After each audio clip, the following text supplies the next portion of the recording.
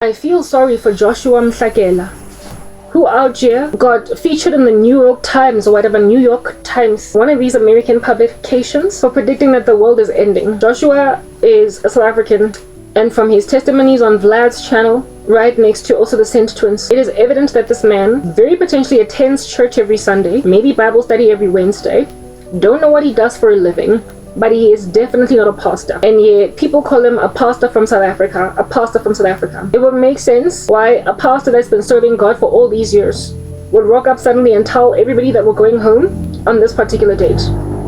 But this man was called to preach based on hearing some of his testimony, clearly. And then it got hard for him, and he quit. He started a project, did not count the cost of being a disciple, and he quit. Then after quitting, he incorporated his quitting into his testimony, saying that God told him to stop doing church. And so after starting a little small church where people would come to his house, he then says that God told him that this is not what I want you to do. This is not what I want you to do. Okay, no, Joshua, you got lazy. Ministry is hard.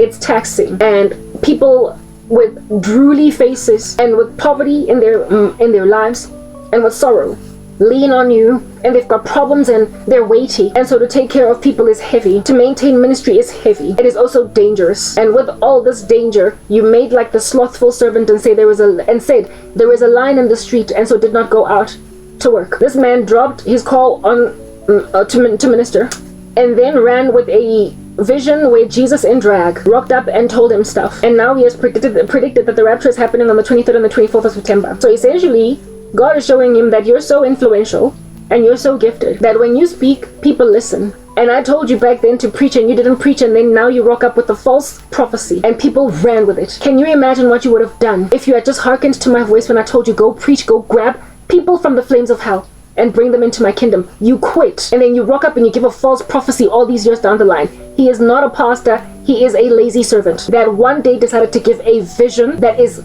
false, and now he is about to pay handsomely for that folly. That's what happens when you bury your talents in the ground.